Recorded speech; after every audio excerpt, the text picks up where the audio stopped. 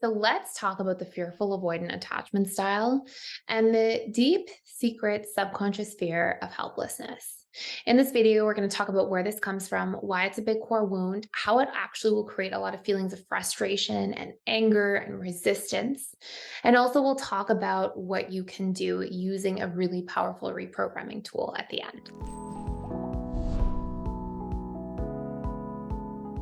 So, first and foremost, this tends to be one of the biggest, most hidden core wounds, the fearful avoidant attachment style. And it's actually a core wound I feel like I don't communicate about enough on this channel. And the idea of helplessness will come up in a few different ways. But of course, where its roots are, as per, par for the course, is in childhood.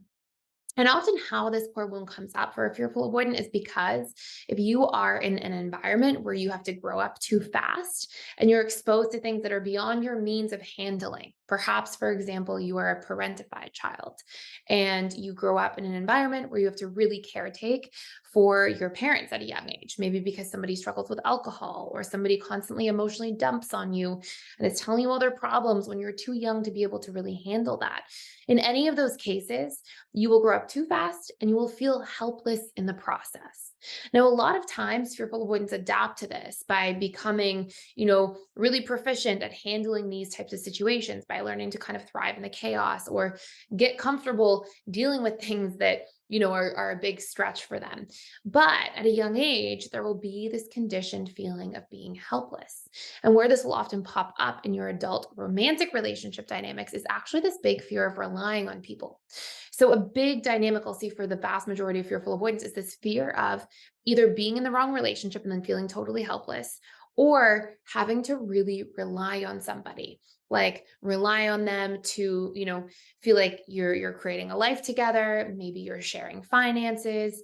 If you ever go through a hard time, to feel like you can really reach out and ask for help or support or rely on people in healthy ways. And usually underneath, there's this fear of either relying on somebody and then it turns into chaos and then you just feel helpless again and again. If you look, it's the roots of your subconscious fears actually just being mirrored to you, or feeling really helpless when you're vulnerable. So trying to open up and ask for help and support and feeling like, nope, I can't do that, that's too scary, that's too much for me. Or another variation of this will be being scared that if you are relying on somebody, that it will come with stipulations attached. So somebody will, often the expression I'll hear is like, oh, somebody's going to hang it over my head. If I rely on somebody, if I reach out to somebody, they're going to just hang it over my head instead. And then, I don't want to ever have to feel like that. So I want to tell you something really important and we'll talk about what to do. There was a study done on loneliness in the UK, and the UK actually appointed a loneliness minister, which is so interesting, and actually equated through this research that being really lonely in a chronic way has the same physiological impact on health as smoking a pack of cigarettes per day. And then researchers went and they dug in further and said, well, how come some people are lonely who actually have a lot of people around them? And how come there's some people who are lonely who obviously are actually isolated? What do they share in common? And because, reports were demonstrating that people who even were surrounded by people sometimes reported feeling chronic feelings of loneliness. And what researchers found is that what determined somebody being lonely or not was based on two major things. Not the quantity of connection, but the quality of connection. And guess how quality of connection was determined? It was about somebody's ability to open up and be vulnerable and actually let people in. And I find that this helplessness core wound isn't the only barrier, but can be one of the major barriers to actually building deep quality connections. And often what we'll see is fearful avoidants so frequently end up in one-way relationship dynamics where they're pouring into people, they're overgiving, and they're under receiving because they don't know how to behave in a way where they're actually letting people in, opening up, sharing their needs, sharing their emotions, and receiving support based on those things is really the big part.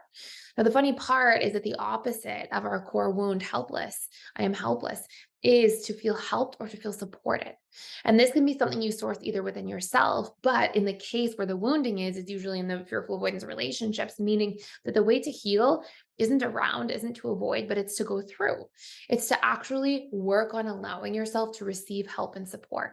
And as you start making positive emotional associations to this by practicing it on a more regular basis, This, through repetition plus emotion of building new emotional associations as you actually let yourself receive help and support and communicate what it is that you need from others.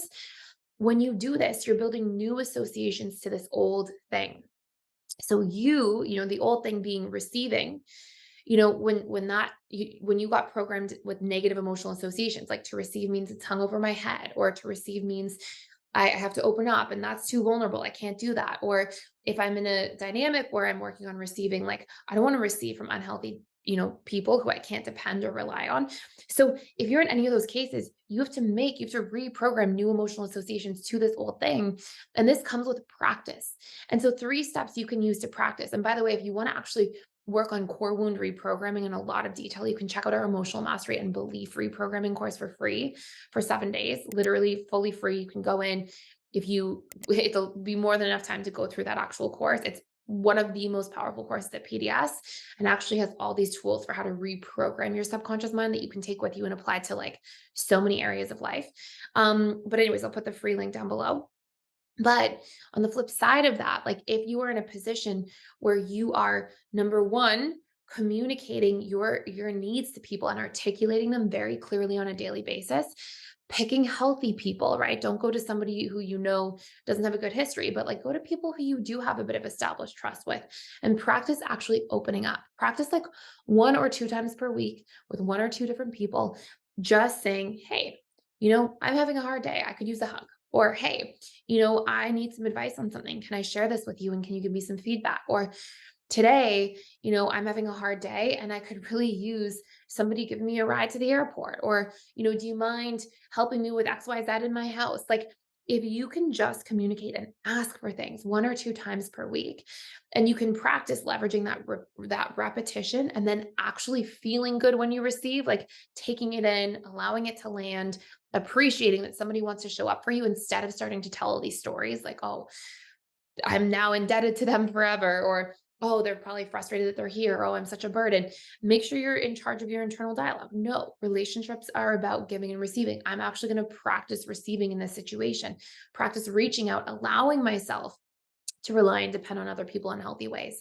All of these things are profoundly helpful, not only to move the needle towards becoming more securely attached, but actually to remove feelings of loneliness and to increase feelings of connection, and to feel like you are safe to rely on other people, and that relationships can be about giving and receiving rather than relationships often being this one-way connection that fearful avoidance often subconsciously and accidentally create. So I hope this makes sense to you. It's such a powerful shifter in terms of a core wound. It will be a huge step towards becoming more secure because you're going to be practicing knowing your needs, communicating your needs, receiving your needs, which are all parts of what securely attached people do. And if you want to do a much deeper dive into the helplessness core wound and reprogramming all core wounds, check out that course for free down below. I hope you enjoyed this video. I hope this makes sense to you. Let me know any questions you have. I'd love to hear from you. Or if you want to share any other video ideas that you'd like, I always go back through and read and pull out some video ideas from the comments. And so thank you for sharing them. If you have been sharing them, I've been seeing them. And that's it for today. Thank you for stopping by. I hope you enjoyed this video. Please consider giving a like, share, and subscribe if you're enjoying this channel and getting value. And I can't wait to see you in future videos.